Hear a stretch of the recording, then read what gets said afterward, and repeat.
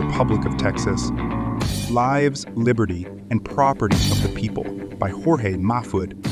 Every time someone in this country is asked why Texas became independent in 1836, the default answer is because the cultural differences between Mexicans and Americans were irreconcilable. In many cases, when we demonstrated with documents that the illegalization of slavery by Mexico was the central reason for the conflict, people continued to insist on the incompatibility of cultures before moving on to the ad hominem argument.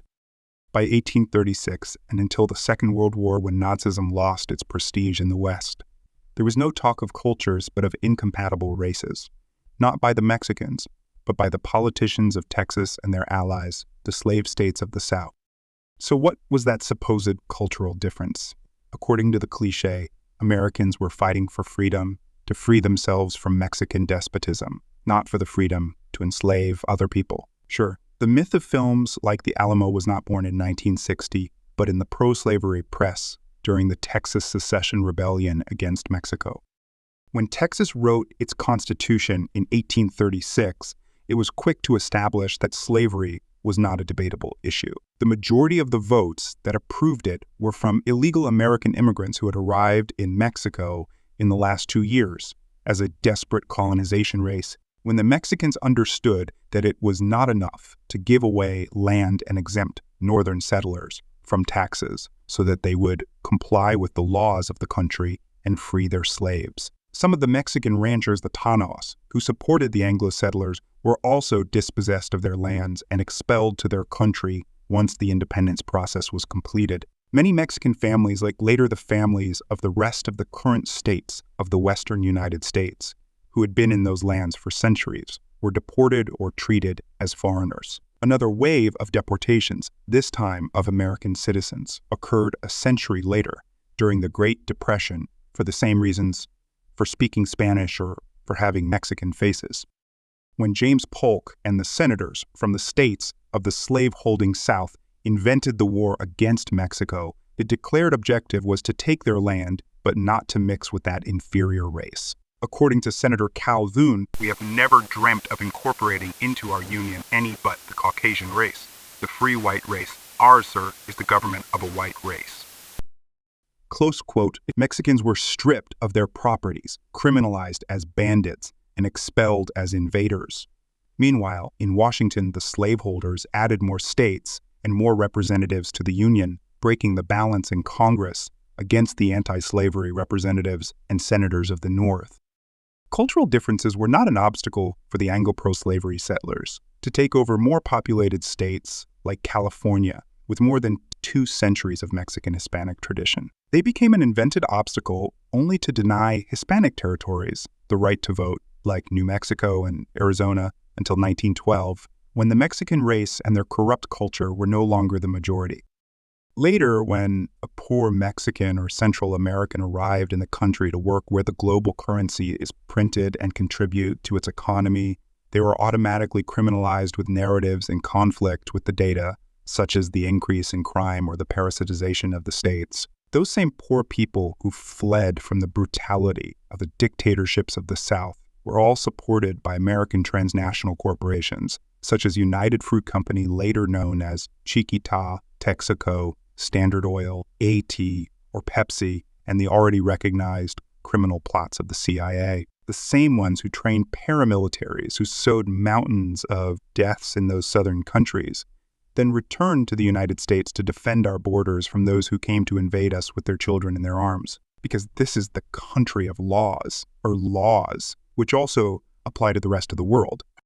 Now, when poor immigrants, if they are poor, they are illegal, who have lived here for years, for decades, or the descendants of those Mexican families who were here for centuries, maintain their non-Anglo-Saxon traditions, the suspicion or accusation of not assimilating to our customs feed the political frustrations.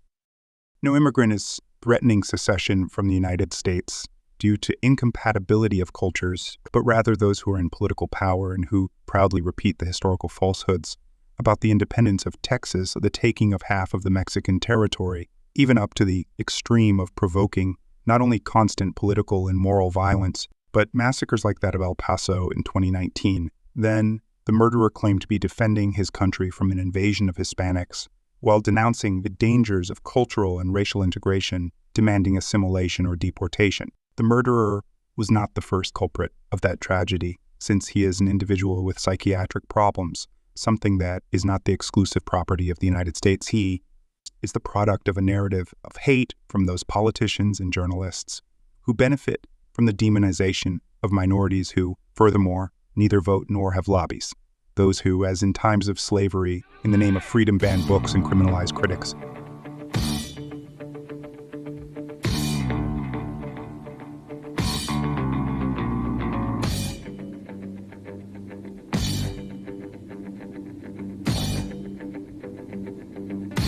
This is what I will do to the growing books when I become Secretary of State.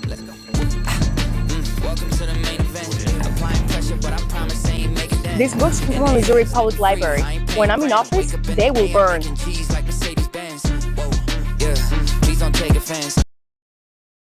Exactly as did the slave states and even the Confederation itself, which protected freedom of expression in its constitution until it began to be exercised by true critics of the system.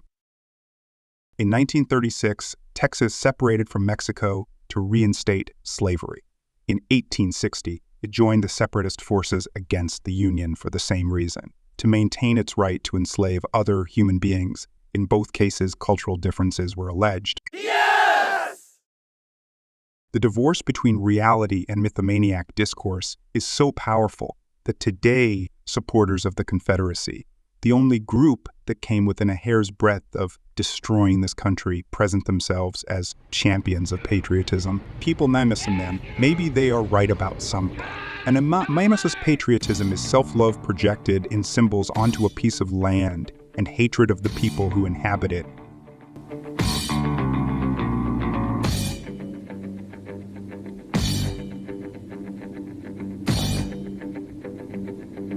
The laws, speeches, and agreements serve the power of the moment, as always happened with the native peoples, with the savages here and the blacks beyond. The laws and treaties are written by us, and we break them when they stop benefiting us.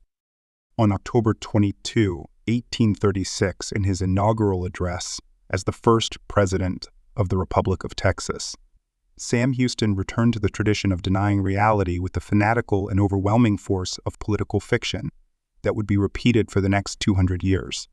The course our enemies have pursued has been opposed to every principle of civilized warfare. Bad faith, inhumanity, and devastation mark their path of invasion. We were a little band contending for liberty. They were thousands, well-appointed, munitioned, and provisioned, seeking to rivet chains upon us or extirpate us from the earth. Their cruelties have incurred the universal denunciation of Christendom. The civilized world contemplated with proud emotions conduct which reflected so much glory on the Anglo-Saxon race. Close quote.